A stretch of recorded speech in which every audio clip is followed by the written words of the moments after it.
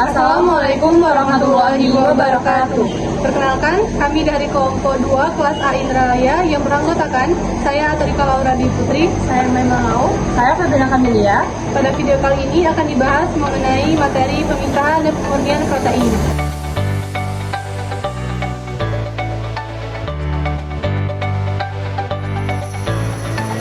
Protein adalah instrumen yang mengekspresikan informasi genetik melalui proses transkripsi dan translasi di dalam sel.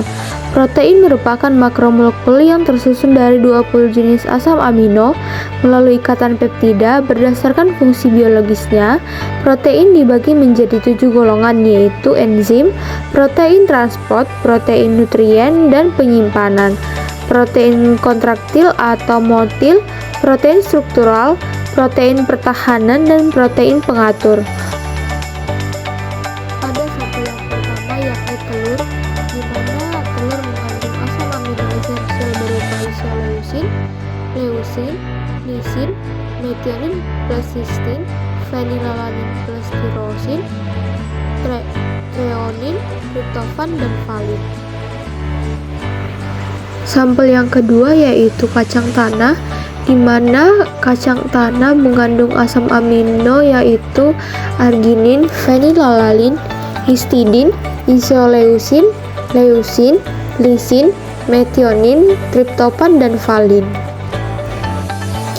Sampel yang selanjutnya yakni ikan sarden, di mana mengandung asam amino dengan jenis arginin, cysteine, histidin, isoleucin, leucin, lisin, metionin, phenylalanin, treonin, tryptophan, tyrosin, dan juga valin. Sampel yang keempat yakni susu, di mana mengandung asam amino histidin, isoleucin, leucin, lisin, metionin, phenylalanin, treonin, tryptophan, dan lisin. Berikut tertera tabel asam amino yang terdapat pada sampel serta kadar kandungan asam amino yang terdapat pada setiap sampel.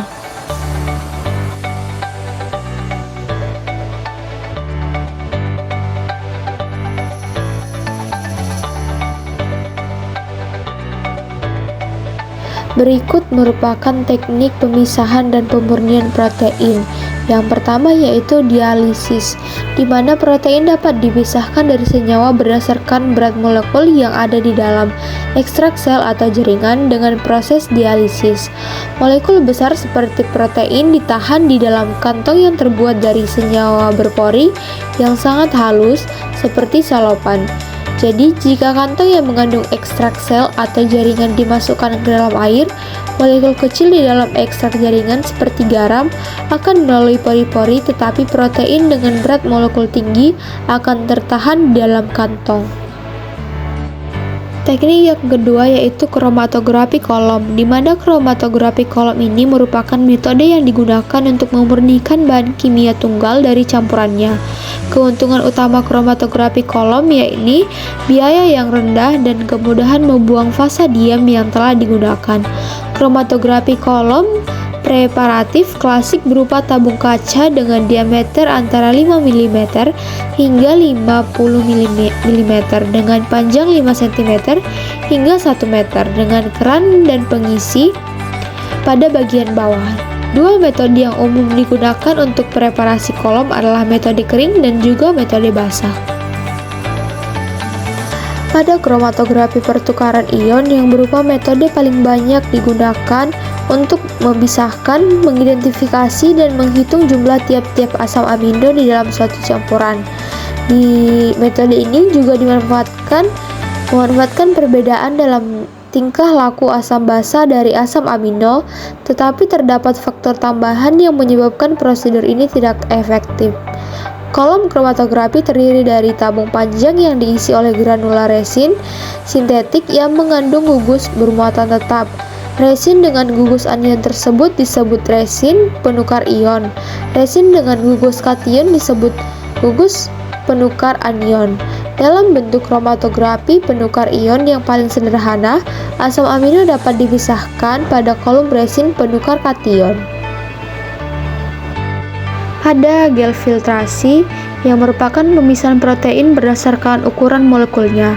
Pada prosedur yang merupakan suatu bentuk kromatografi, larutan yang mengandung campuran protein dialirkan ke dalam kolom yang mengandung butiran berpori yang amat kecil terbuat dari polimer berhidrat tinggi.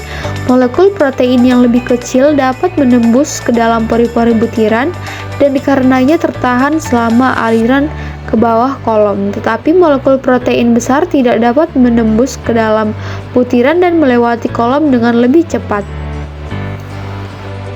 Selanjutnya yaitu elektroforesis, di mana protein dapat juga dipisahkan dari yang lain oleh elektroforesis berdasarkan tanda dan jumlah muatan listrik pada gugus R dan gugus termal asam amino dan terminal karboksil yang bermuatan.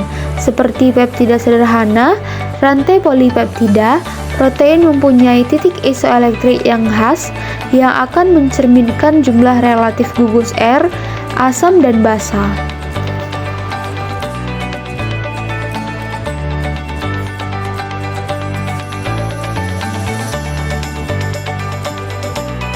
Sekian video dari kelompok kami. Mohon maaf bila ada kesalahan. Kami akhiri. Wassalamualaikum warahmatullahi wabarakatuh.